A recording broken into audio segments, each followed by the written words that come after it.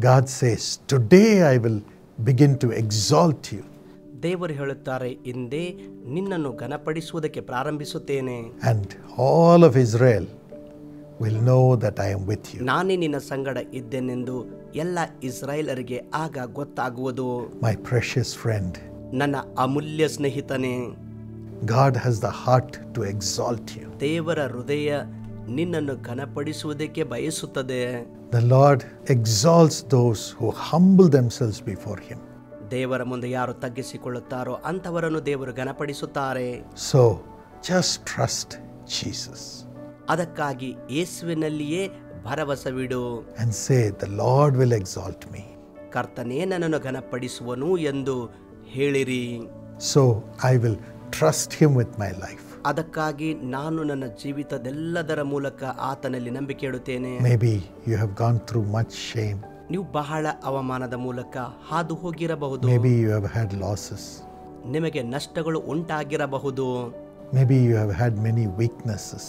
ನಿಮಗೆ ಅನೇಕ ಬಲಹೀನತೆಗಳಿದ್ದಿರಬಹುದು. Maybe you have had many wrong relationships. ನಿಮಗೆ ತಪ್ಪಾದ ಸಂಬಂಧಗಳಿದ್ದಿರಬಹುದು. Maybe you had many wrong habits. ನಿಮ್ಮಲ್ಲಿ ಅನೇಕ ತಪ್ಪಾದ ಚಟಗಳು ಇದ್ದಿರಬಹುದು. With all that, ಅದೆಲ್ಲದರ ಮೂಲಕ today turn to the Lord ಇಂದು ಕರ್ತನ ಕಡೆಗೆ ತಿರುಗಿಕೊಳ್ಳಿರಿ. and say, Lord, I give my life into your hands. ಕರ್ತನೇ, ನನ್ನ ಜೀವಿತ ನಿನ್ನ ಕರಗಳಲ್ಲಿ ಒಪ್ಪಿಸುತ್ತೇನೆ. I trust you. ನಿನ್ನಲ್ಲಿಯೇ ನಂಬುತ್ತೇನೆ. And I give up the things of the world. ನಾನು ಇದುವರೆಗೆ ಮಾಡಿದ ಕಾರ್ಯಗಳನ್ನು ಬಿಟ್ಟು ಬಿಡುತ್ತೇನೆ. I give up my worldly friends. ನನ್ನ ಲೌಕಿಕ ಸ್ನೇಹಿತರನ್ನು ನಾನು ಬಿಟ್ಟು ಬಿಡುತ್ತೇನೆ. I give up the worldly relationships. ಲೋಕದ ಸಂಬಂಧಗಳನ್ನು ನಾನು ಬಿಟ್ಟು ಕೊಡುತ್ತೇನೆ. I give up the wrong ways of earning money. ತಪ್ಪದ ಮಾರ್ಗದ ಮೂಲಕವಾಗಿ ಹಣ ಸಂಪಾದಿಸುವುದನ್ನು ನಾನು ಬಿಟ್ಟು ಕೊಡುತ್ತೇನೆ. I give up my worldly pleasures. ನನ್ನ ಈ ಲೋಕದ ಭೋಗಗಳನ್ನು ನಾನು ಬಿಟ್ಟು ಬಿಡುತ್ತೇನೆ. I give my life to you, Lord Jesus. ಕರ್ತನಾದ ಯೇಸುವೇ, ನನ್ನ ಜೀವಿತ ನಿನಗೆ ಕೊಡುತ್ತೇನೆ. God says, I will exalt you. ಕರ್ತನು ಹೇಳುತ್ತಾನೆ, ನಾನೇ ನಿನ್ನನ್ನು ಘನಪಡಿಸುವೆನು, ಉನ್ನತಗೊಳಿಸುವೆನು. A young student, Narmada, shared this testimony.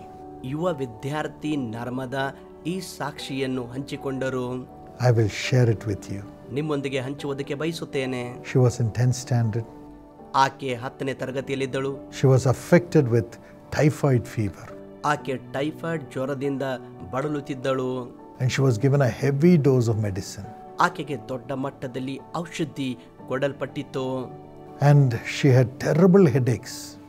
ಆಕೆಗೆ ಭಯಂಕರವಾದಂತಹ ತಲೆನೋವು ಕೂಡ ಬರುತ್ತಿತ್ತು. And she was suffering for nearly 1.5 years. ಆಕೆ ಸುಮಾರು 1.5 ವರ್ಷಗಳ ಕಾಲ ಕಷ್ಟಪಡುತ್ತಿದ್ದಳು. She could not study at all. ಆಕೆ ವ್ಯಾಸಂಗ ಮಾಡಲಾಗಲಿಲ್ಲ. 12th standard exams came. 12ನೇ ತರಗತಿಯ ಪರೀಕ್ಷೆಗಳು ಬಂದವು. She would forget everything that she had learnt. ಆಕೆ ಕಲಿತಂತ ವಿಷಯಗಳೆಲ್ಲ ಆಕೆ ಮರೆತು ಹೋಗುತ್ತಿದ್ದಳು. In the model exams, ಮಾದರಿ ಪರೀಕ್ಷೆಯನ್ನು ಆಕೆ ಬರೆದಂತ ಸಮಯದಲ್ಲಿ she went to sleep in the exam itself. ಪರೀಕ್ಷೆಯಲ್ಲಿಯೇ ಆಕೆ ನಿದ್ರೆಗೆ ಹೋದಳು. So much fatigue. ಬಹಳ ಆಯಾಸ ಅನುಭವಿಸಿದಳು. And the doctors examined her ವೈದ್ಯರು ಆಕೆಯನ್ನು ಪರೀಕ್ಷಿಸಿದರು and said, ಮತ್ತು ಹೇಳಿದರು, you cannot write the public exam. ನಿನ್ನ ಅಂತಿಮ ಪರೀಕ್ಷೆ ನೀನು ಬರೆಯಲಾಗುವುದಿಲ್ಲ. We are changing the medicine. ನಾವು ಔಷಧಿಗಳನ್ನು ಬದಲಾಯಿಸುತ್ತಿದ್ದೇವೆ. Next year you can write the exam. ಮುಂದಿನ ವರ್ಷ ನೀನು ಪರೀಕ್ಷೆಯನ್ನು ಬರೆಯಬಹುದು. But then she came to the Jesus Calls Students Prayer Meet. ಆ ಸಮಯದಲ್ಲಿ ಆಕೆ ಯೇಸು ಕರೆಯುತ್ತಾನೆ ವಿದ್ಯಾರ್ಥಿಗಳ ಕೂಟದಲ್ಲಿ ಬಂದು ಪಾಲ್ಗೊಂಡಳು. The Lord said, the Lord will deliver you from your weakness. ಕರ್ತನು ತಾನೇ ನಿಮ್ಮ ಎಲ್ಲ ಬಲಹೀನತೆಗಳಿಂದ ನಿಮ್ಮನ್ನು ಬಿಡಿಸುವನು ಎಂದು ದೇವರು ಹೇಳುತ್ತಾನೆ ಎಂದು ಆ ಸಂದರ್ಭದಲ್ಲಿ ನಾನು ಹೇಳಿದ್ದೆ. He will lift you up. ಆತನೇ ನಿನ್ನನ್ನು ಮೇಲೆತ್ತುವನು. And this touched her heart. ಮತ್ತು ಈ ವಿಷಯ ಆಕೆಯ ಹೃದಯ ಸ್ಪರ್ಶಿಸಿತು. Gave her hope. ಆಕೆಗೆ ನಿರೀಕ್ಷೆಯನ್ನು ತಂದುಕೊಟ್ಟಿತು. And she called the prayer tower for prayers. ಆಕೆ ಅದಾದ ನಂತರ ಪ್ರಾರ್ಥನೆಗೋಸ್ಕರ ಪ್ರಾರ್ಥನಾ ಗೋಪುರಕ್ಕೆ ಕರೆ ಮಾಡಿದಳು. And as a family, they sponsored a Jesus Calls TV program with their offerings. ಅವರು ಕುಟುಂಬವಾಗಿ ಯೇಸು ಕರೆಯುತ್ತಾನೆ ದೂರದರ್ಶನ ಕಾರ್ಯಕ್ರಮವೊಂದಕ್ಕೆ ದೇಣಿಗೆಯನ್ನು ಕೊಟ್ಟರು. ಅವರ ಕಾಣಿಕೆಯ ಮೂಲಕ ಆ ಕಾರ್ಯಕ್ರಮಕ್ಕೆ ಅವರು ಸಹಾಯವನ್ನು ಮಾಡಿದರು. God enabled her to write the exams. ದೇವರು ಆಕೆಗೆ ಪರೀಕ್ಷೆ ಬರೆಯಲು ಸಾಧ್ಯವಾಗುವಂತೆ ಮಾಡಿದರು. And the results came. ಮತ್ತು ಫಲಿತಾಂಶ ಬಂದಿತ್ತು. And she got 1172 marks out of 1200. 1200 ಅಂಕಗಳಲ್ಲಿ 1172 ಅಂಕಗಳನ್ನು ಆಕೆ ಕೊನೆಯ ಅಂತಿಮ ಪರೀಕ್ಷೆಯಲ್ಲೂ ಪಡೆದುಕೊಂಡಿದ್ದಳು. And she got 200 out of 200 in commerce. Commerce ವಿಷಯದಲ್ಲಿ ಆಕೆ 200 ಅಂಕಗಳಿಗೆ 200 ಅಂಕಗಳನ್ನು ಆಕೆ ಪಡೆದುಕೊಂಡಿದ್ದಳು. And 200 out of 200 in business maths. ಮತ್ತು ವ್ಯವಹಾರ ಆ ವಿಷಯದಲ್ಲಿ ಆಕೆ 200ಕ್ಕೆ 200 ಅಂಕಗಳನ್ನು ಪಡೆದಿದ್ದಳು. God honored her. ದೇವರು ಆಕೆಯನ್ನು ಸನ್ಮಾನಿಸಿದರು. She came to the next meeting ಆಕೆ ಮುಂದಿನ ಕೂಟದಲ್ಲಿ ಬಂದು ಭಾಗವಹಿಸಿದಳು and testified ಮತ್ತು ಸಾಕ್ಷಿ ಕೊಟ್ಟಳು. and said, I want to do CA. ನಾನು CA ಮಾಡುತ್ತೇನೆಂದು ಆಕೆ ಅಲ್ಲಿ ಹೇಳಿದಳು. I laid hands on her. ಆಕೆಯ ಮೇಲೆ ನನ್ನ ಕೈಗಳನ್ನು ಇಟ್ಟೇನು. And God gave her grace to complete the CA straight. ದೇವರು ಆಕೆಗೆ ಆ CA ಮಾಡುವಂತೆ ಪೂರ್ಣಗೊಳಿಸುವಂತೆ ಆಕೆಗೆ ಕರ್ತನು ಸಹಾಯ ಮಾಡಿದರು.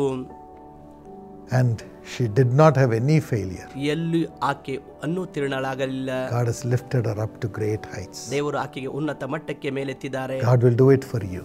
ನಿಮಗಾಗಿಯೂ ಕರ್ತನು ಮಾಡುವನು. Cling on to Jesus. ಯೇಸುವನ್ನೇ ಹಿಡಿದುಕೊಳ್ಳಿರಿ. Lord Jesus, ಕರ್ತನಾದ ಪ್ರಿಯ ಯೇಸುವೆ, we pray that you will anoint your children. ನಿನ್ನ ಮಕ್ಕಳಿಗೆ ನೀನು ಅಭಿಷೇಕ ಮಾಡಬೇಕೆಂದು ನಾವು ಪ್ರಾರ್ಥಿಸುತ್ತೇವೆ.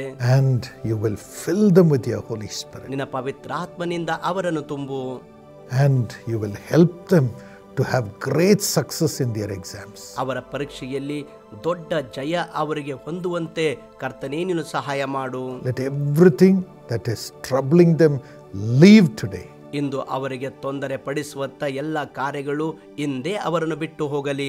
Holy Spirit, fill them now. ಪವಿತ್ರಾತ್ಮನೇ ಈಗಲೇ ಅವರನ್ನು ತುಂಬು. Give the young children wisdom ಯುವ ಮಕ್ಕಳಿಗೆ ನಿನ್ನ ಜ್ಞಾನದಿಂದ ಅವರನ್ನು ತುಂಬಿಸು. and great concentration.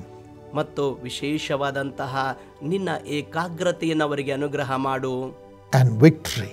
ಮತ್ತು ಅವರಿಗೆ ಪೂರ್ಣ ಜಯ ಅನುಗ್ರಹ ಮಾಡು. For all the shame they have gone through in their working place. ಅವರ ಉದ್ಯೋಗದ ಸ್ಥಳದಲ್ಲಿ ಯಾವ ಅವಮಾನದ ಮೂಲಕ ಅವರು ಹಾದು ಹೋಗಿದ್ದಾರೋ Lift them up to great heights. ದೊಡ್ಡ ಮಟ್ಟಕ್ಕೆ ಅವರನ್ನು ಮೇಲೆತ್ತು. In their family, ಅವರ ಕುಟುಂಬದಲ್ಲಿ ಕೂಡ whatever problem they have, ಸಮಸ್ಯೆಗಳು ಏನೇ ಇದ್ದರೂ ಕೂಡ remove it ತೆಗೆದು ಹಾಕು ಕರ್ತನೆ. and give them great victory. ಮತ್ತು ದೊಡ್ಡ ಜಯ ಅವರಿಗೆ ಅನುಗ್ರಹ ಮಾಡು. Honor them, Lord. ಅವರನ್ನು ಸನ್ಮಾನಿಸು ಕರ್ತನೆ. Bless them, Lord. ಅವರನ್ನು ಆಶೀರ್ವದಿಸು. Let them enjoy going to their place of study. ಅವರ ವ್ಯಾಸಂಗದ ಸ್ಥಳದಲ್ಲಿ ಅವರು ಆನಂದಿಸಲಿ. Let them enjoy going to work. ಕೆಲಸ ಮಾಡುವುದಕ್ಕೆ ಅವರು ಹೋಗುವಾಗ ಕರ್ತನೆ ಅವರು ಆನಂದಿಸಲಿ. Let them enjoy going to their family. ಅವರ ಕುಟುಂಬಕ್ಕೆ ಹೋಗುವಾಗ ಅವರು ಆನಂದಿಸಲಿ. Give them great honor. ದೊಡ್ಡ ಸನ್ಮಾನ ಅವರಿಗೆ ಕೊಡು. In Jesus' name. ಯೇಸುವಿನ ನಾಮದಲ್ಲಿ Amen. Amen. God bless you. ದೇವರು ನಿಮ್ಮನ್ನು ಆಶೀರ್ವದಿಸಲಿ.